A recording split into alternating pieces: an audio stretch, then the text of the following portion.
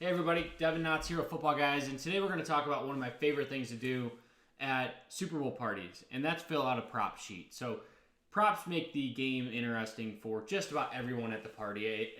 We typically have a party of about 20 to 30 people, and have a little prize at the end for the winner, whether that's a gift card or some, a little bit of cash or something to make everyone interested besides the typical Super Bowl squares or anything. So we fill out this giant sheet of Super Bowl props, and I just wanted to go through some of my favorite ones as well as some of the odds that we're looking at. One thing to disclose: if you do place a wager on any of these on DraftKings or FanDuel Sportsbook or any of those, please do responsibly.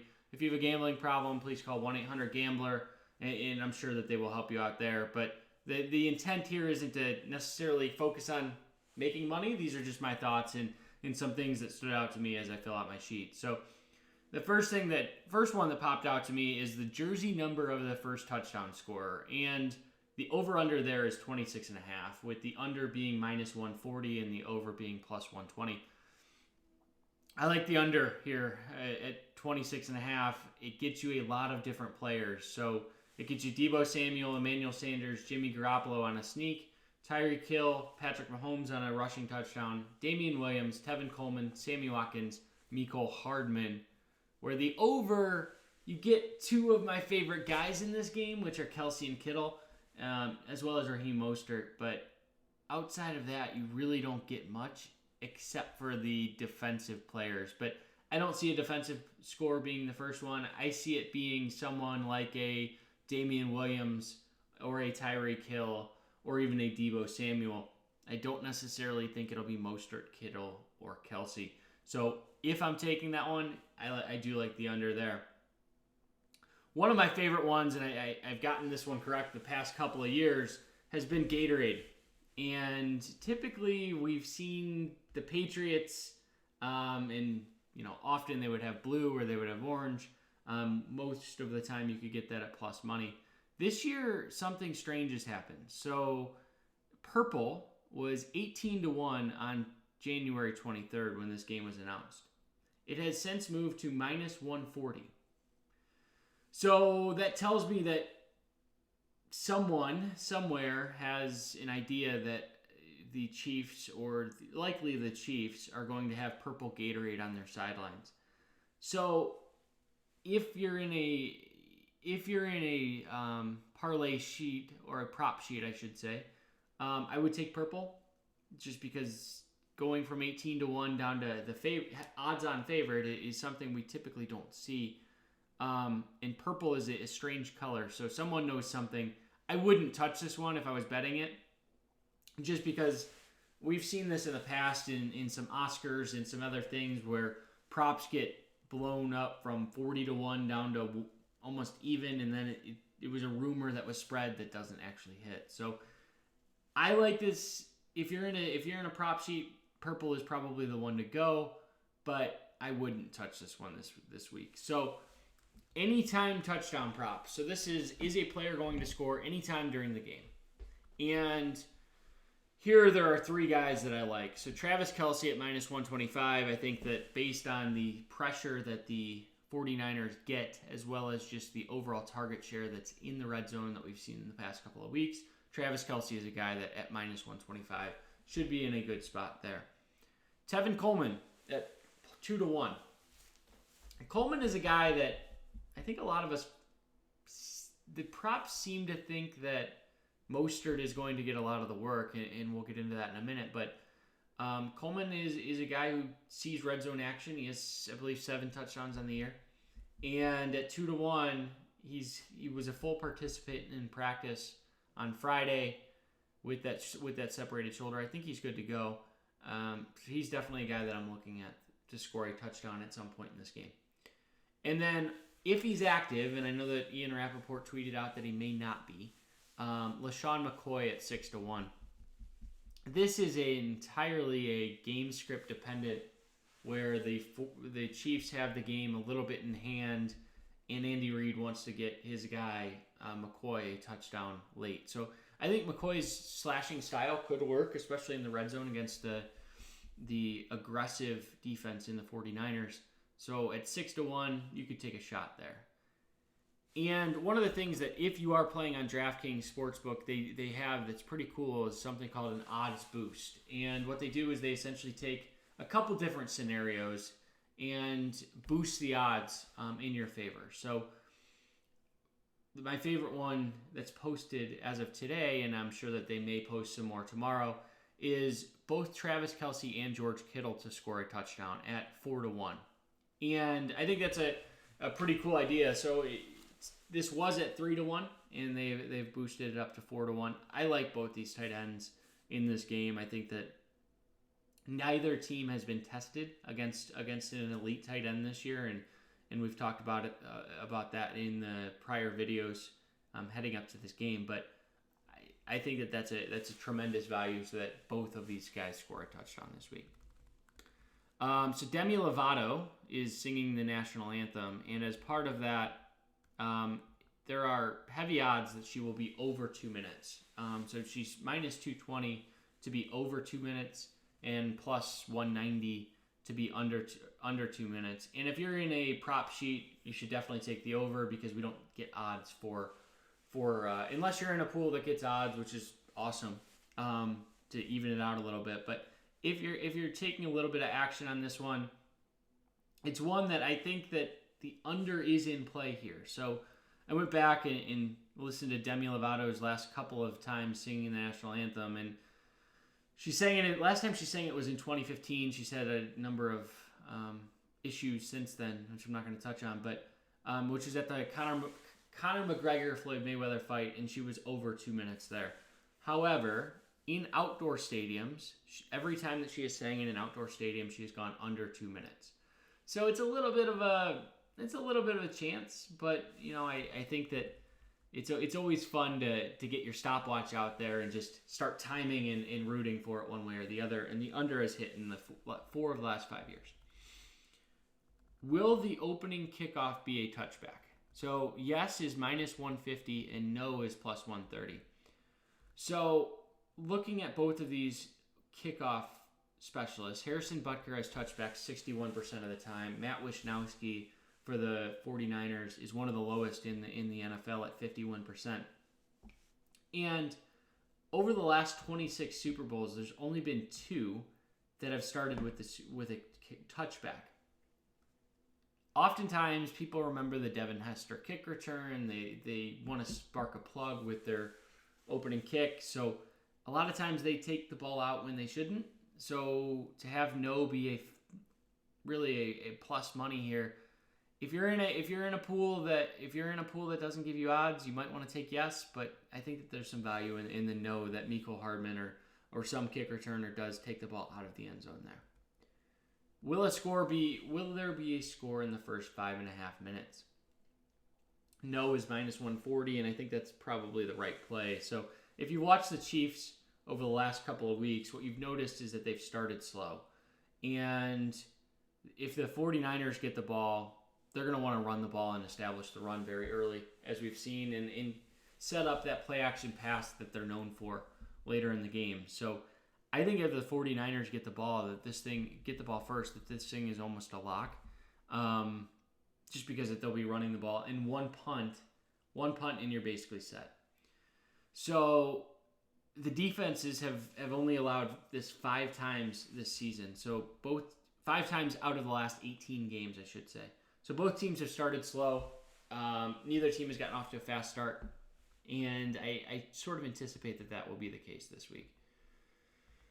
What will happen first, a sack or a touchdown? So we talked about no scores in the first 5.5 minutes, and the average Super Bowl first quarter score is 4.4 points. So oftentimes Super Bowls start very slow. Teams are still trying to figure each other out. They have 2 weeks to prepare, so they're throwing defenses that they're not really used to seeing at each other. I think that there is a sack. I think Frank Clark gets home on Jimmy Garoppolo on a 3rd and long here. And it's plus money as well. So I think that we talked a little bit about the Chiefs and how Mahomes doesn't get sacked very often, but this is a game where I think Jimmy Garoppolo may have some trouble early on. However, I think that the 49ers are in a great spot here. I think that they could very easily win this game, but I do think that there is a sack prior to there being a touchdown, as I think that this game could be a little more low scoring than some people think. So this one is entirely based off of if you're doing a parlay sheet. This is Jennifer Lopez's first song, as well as Shakira's first song. So the set list has been leaked. We're not sure if they're going to change it or if, but for the most part, a lot of odds makers have taken that off the board. So Get Right, as Jennifer Lopez's first song, was on that set list, and She Wolf by Shakira was on her set list. So if the odds makers are taking it down, it typically means that it's basically going to happen, and they don't want to take action on something that is likely to occur. So if you're in a parlay sheet, if you're in a pool with your buddies or friends or family, taking Get Right by Jennifer Lopez as well as She Wolf by Shakira is probably the right move there. And if for some reason your place that you wager on has the odds still up there, I would consider that as well, assuming that the odds are okay. Total interceptions for the game. So under 1.5, I think, is probably the move. Patrick Mahomes has only thrown 5 on the year, and we've seen the 49ers over the last 2 weeks throw the ball only 27 times in those 2 games. So this is a game where, unless one of these teams falls pretty far behind, I don't think you're going to see a lot of forcing the ball into coverage. They're going to take what the defense is giving them. There may be sacks, but I don't see there being over 1.5 interceptions. Will the game be tied after 0-0? So that what this means is whether it's 3-3, 7-7, 10-10, 21-21, 17-17, will the game after the first score be tied again? And with this being a perceived high-scoring game, and as well as looking at past Super Bowls where this has hit 4 of the last 5 years, this is a game which is anticipated to be close, which is supposed to be back and forth, and I think that most of us think that it will be. I think that the game will be tied after the first score. I think that both teams score a touchdown sometime in the first quarter, early second quarter, and it becomes 7-7 early on in the game. And then just looking at the last couple, and these are player props.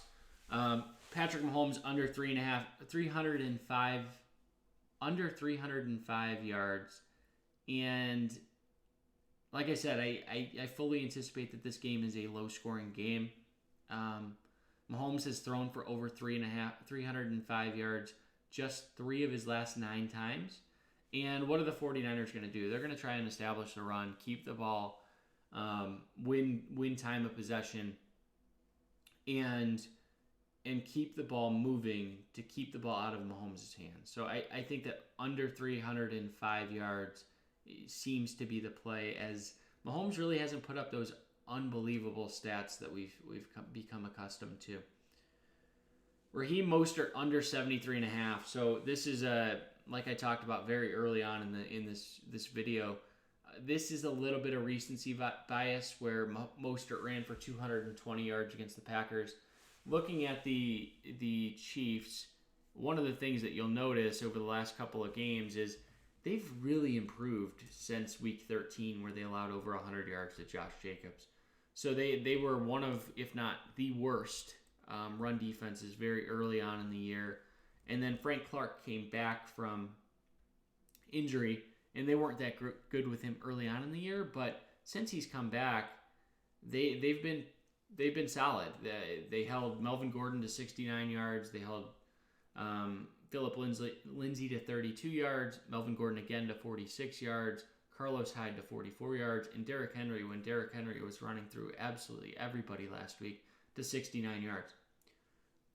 Raheem Mostert doesn't have more than 14 carries over his last, I believe, all season.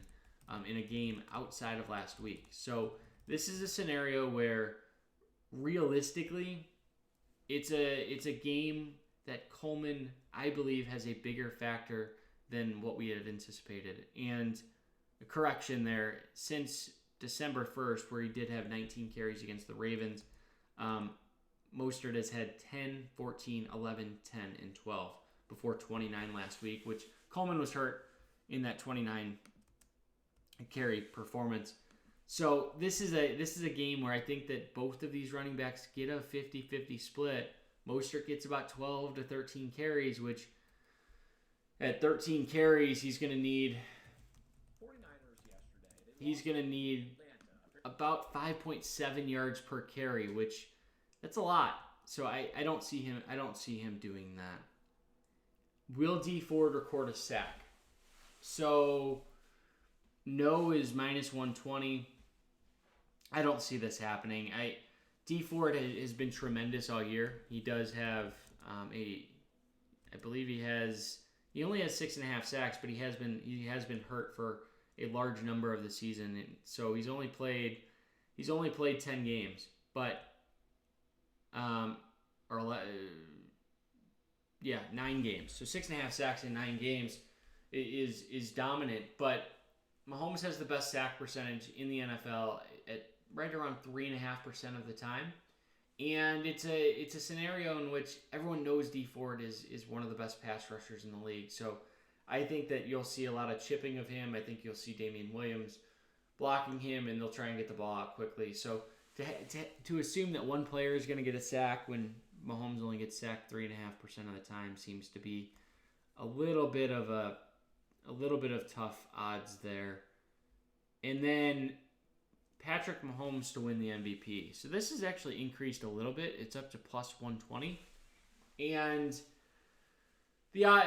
odds tell you that if the Chiefs are going to win this game, it's going to be through the arm of Patrick Mahomes. And in the past, what we've seen is that it's very rare for a non-quarterback to win the MVP. So looking at past MVPs over the last several years, unless it's been a defensive player, for the most part, you've had quarterbacks. So last year was an exception where we did have Julian Edelman because he was just down. He was such a big part of that offense.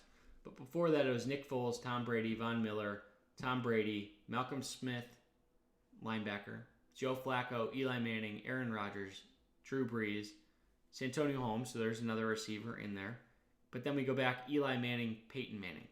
So since 2011, there have been 9 quarterbacks. So I think it's very likely that if the Chiefs do win this, it will be on the arm of Patrick Mahomes. I think that if you wanted to take a chance on a 49ers player, looking at someone like a Nick Bosa, or even a Fred Warner, who could have an interception and a large number of tackles if this game is a little bit slower paced. It's a game in which I don't anticipate Richard Sherman having a large impact because he'll be guarding Demarcus Robinson for most of the game.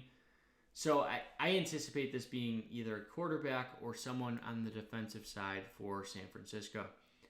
So with that, that'll wrap us up this week. I think that it should be a fun game, and like I said, just have fun with it. It's something that I like to have the parlay sheet or the prop sheet going for the entire game, just to see, and in case it's not a good game, have some things that are going on throughout the game with some friends and family, and rooting for and against certain things can be something that is very fun. So do it for entertainment. Can't caution that enough, but if there's other props that you guys like, put them down in the comment section. Happy to discuss them, give you my thoughts on them. And if you like this video, please give us a thumbs up. Please subscribe. We're trying to grow the channel here in the off season to keep the content flowing, and it just shows that you're appreciating what we're trying to do here. So with that, I'll sign off, and I hope everyone enjoys the Super Bowl.